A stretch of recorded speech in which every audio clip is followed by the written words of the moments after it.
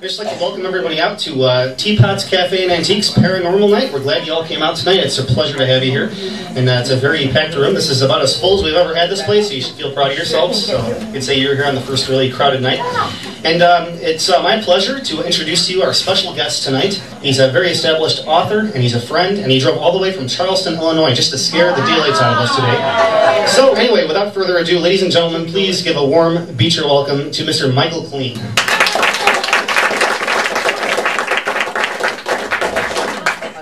Scare you that much.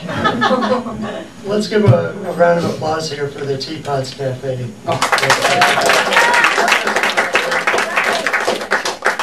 First, how many of you believe in ghosts? Oh, that's a lot of people. Have you ever seen that show Ghost Hunters? Yes. Everybody watches that show now.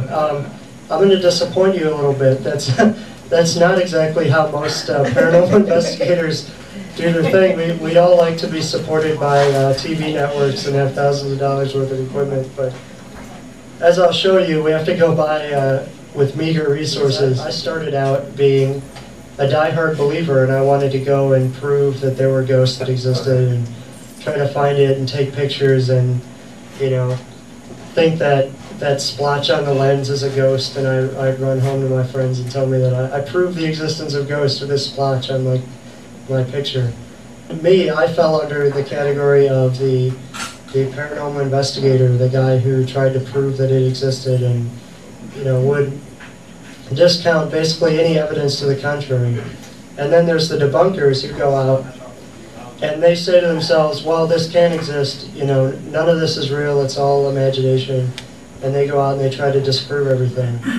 And then there's the fundamentalist types who just thinks stuff like that is evil and that we have to exorcise it and get rid of it. And then there's all of you guys, all the people who come to hear people speak about it. They watch TV shows about it and just have a good time with it. So there have been these waves in the past of these movements. We're in one right now of interest in the paranormal. And so every time something like this happens, these three groups, the skeptics, the believers, and then the fundamentalists, have the same arguments over and over and over again, and it gets nowhere. If we all stopped arguing with each other and we just went and had fun with it, you know, and we just experienced the paranormal and go to haunted places and kept an open mind, we'd learn a lot more about it than we have been. But every county has these little hotbeds of folklore, if you will, that everybody goes to, not so much the adults, you know, but when they were children, they would drive there and try to scare themselves, see how long you could make it in the cemetery at night and that kind of thing. So basically, I would go to these places and I would try to learn as much as I could about them, because for some of these places, they have no history. All they have are these stories. And so what I try to do is go back in records and find out if there's any truth behind these stories. And sometimes there is, and sometimes there isn't. Let me just give you a brief overview of what the normal process is that people who don't have thousands of dollars to spend on equipment, what they do when they investigate locations. And this is the most important one. It is a camera. 90% of your evidence is going to be gained through this camera. A lot of people, if you go on these sites that say they have ghost pictures, you see a lot of it where there's this glowing band in the picture, and that's probably the camera strap. You can put a hair in front of it. If a hair floats down, it looks like a streak of energy. So you have to be very careful everywhere you go. People are fooled by that stuff all the time. These are called EMF detectors, electromagnetic field detectors. And paranormal investigators use this to measure fluctuations in the electromagnetic field. This thing is based on sound. I'm going to try to turn it up. See, if you put it anywhere near, I guess it died.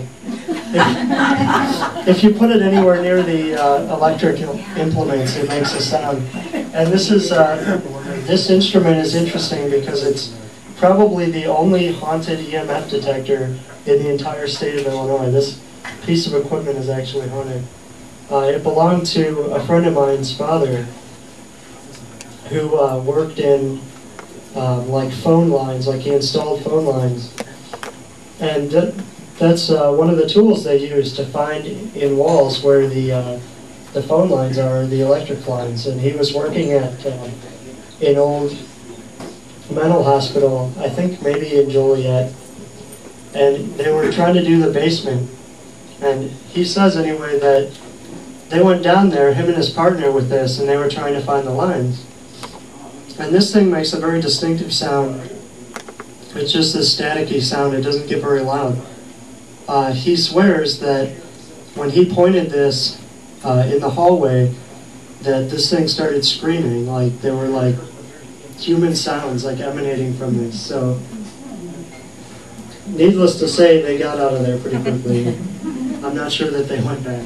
Another cemetery over there called Sacred Heart Cemetery, and that's actually a werewolf legend or a feral child legend. It's called the Gray Baby of Sacred Heart Cemetery. And basically the story is that a long time ago there was a car accident and a child got thrown from the car into the woods and was raised by local wildlife. I don't know what kind of local wildlife it could have been. Maybe squirrels raised him or something. But there's a horse trail by there. And so supposedly horses get spooked by this person, and something rushes across the trail, and people say it's the Gray Baby or whatever. Yeah, the squirrel boy.